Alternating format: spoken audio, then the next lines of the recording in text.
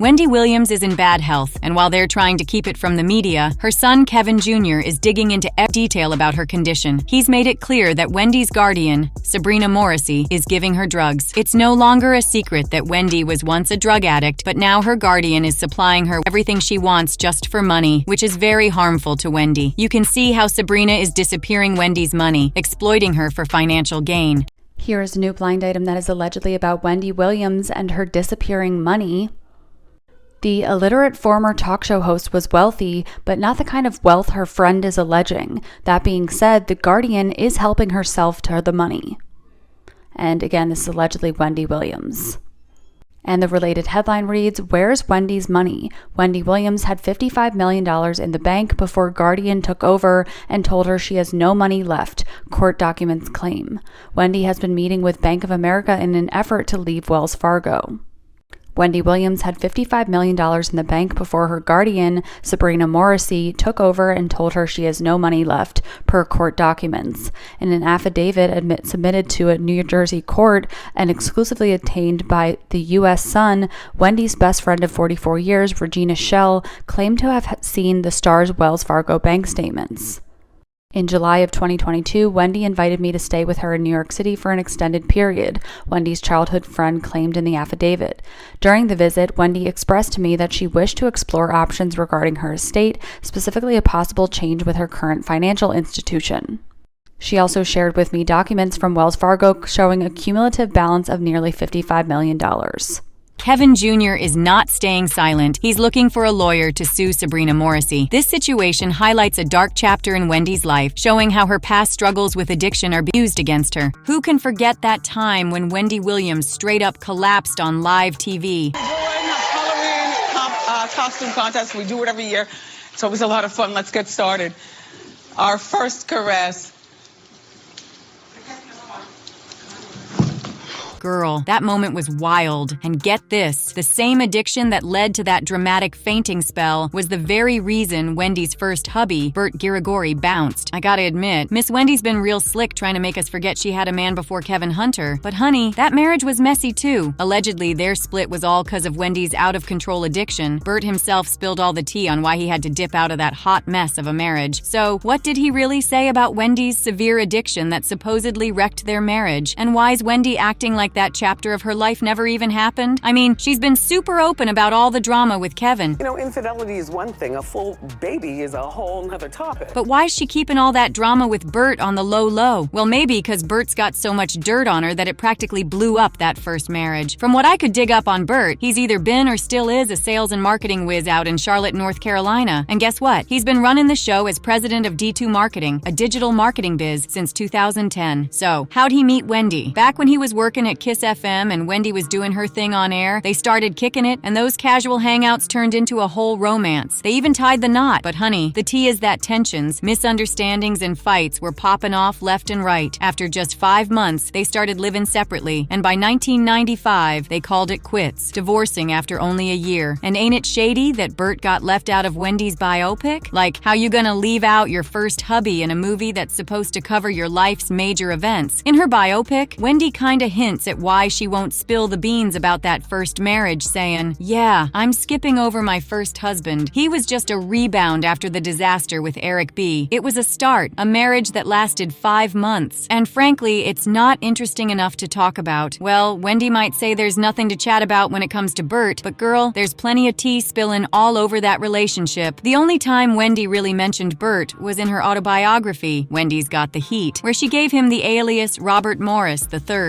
She said that while they looked good together, they just weren't built to last. Wendy shared that they clashed over everything from her hair and clothes to the endless club appearances she had to make. And sis, she made it clear she couldn't stand Bert's friends. They were all computer geeks, business execs, and her listeners, always grilling her with questions about celebs. Wendy even wrote in her book that Bert mistreated her, and she painted a vivid picture of their final straw, saying, "The final fight, who knows what it was about, but I do know that homeboy did something thing that I could never forgive. He spit in my face. I mean, a big hawk that came from down low. And that was the last straw. Also, according to Wendy, after they broke up, Bert started talking all kinds of smack about her. And get this, when he finally hit her with those divorce papers, he asked for alimony to keep up the lifestyle he got used to. Sound familiar? Yep, Wendy went through almost the same drama with Kevin. Well, that's Wendy's side of the story. But Bert? He had a whole different take on why their marriage crashed and burned. When Wendy went to rehab in 2019, Bert spilled the tea in an interview with Radar Online about what really went down during their marriage. This was also around the time Wendy revealed she'd been living in a sober house. For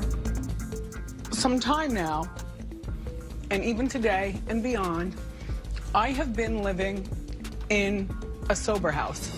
I am driven by my 24-hour sober coach back to a home, lights out by 10 p.m.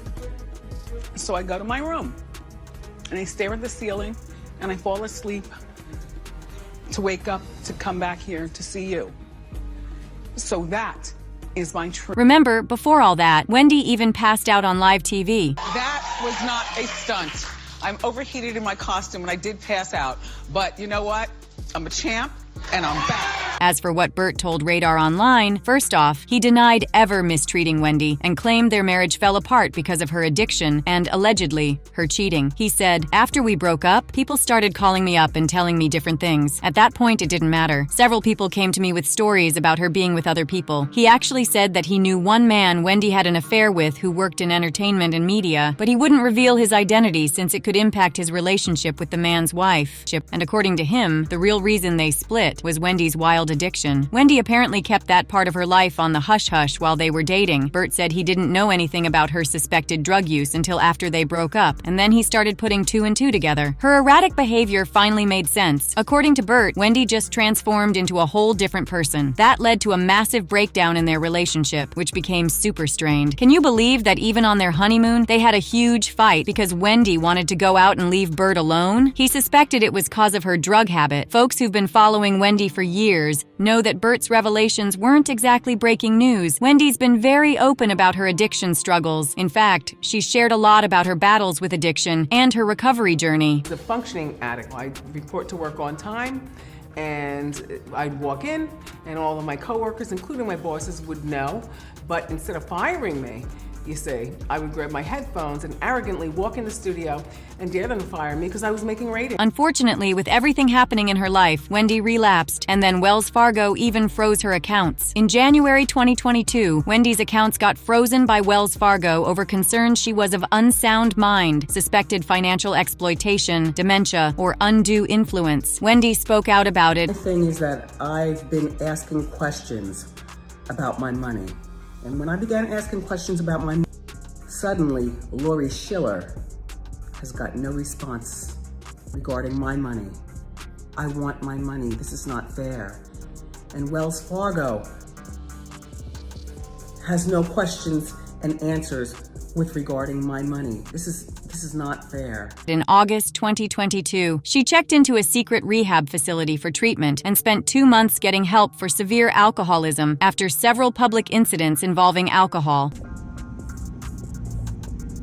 Allegedly, she never wanted to stop drinking, and folks around her in New York let her keep at it. After 2 months in rehab, Wendy said she felt better than ever. But then, months later, The Sun reported she was admitted to the hospital, released briefly, and then readmitted. A day later, she canceled her appearance at the Atlanta Women's Expo, scheduled for April 6, 2023, making fans worry she wasn't okay. Both Wendy's brother, Tommy, and her son, Kevin Jr., have expressed concern over her health, suggesting she might not be doing better. According to Wendy's first husband, Bert, their marriage ended because of her addiction, but Wendy's version says it was because he mistreated her. So, what's the real tea about Wendy acting like her first husband never existed? Do you think they split because of her addiction, or because he was treating her bad? Drop your thoughts in the comments section below. The thing is that I've been asking questions about my money.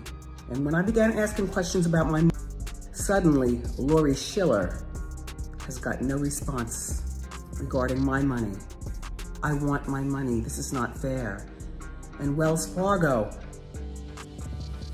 has no questions and answers with regarding my money. This is not fair.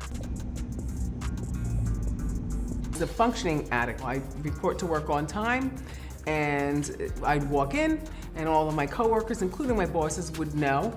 But instead of firing me, you see, I would grab my headphones and arrogantly walk in the studio and dare them to fire me because I was making ratings. For some time now, and even today and beyond, I have been living in a sober house. I am driven by my 24-hour sober coach back to a home, lights out by 10 p.m. So I go to my room and I stare at the ceiling and I fall asleep to wake up to come back here to see you. So that is my truth. We're doing a Halloween costume contest. We do it every year. It's always a lot of fun. Let's get started. Our first caress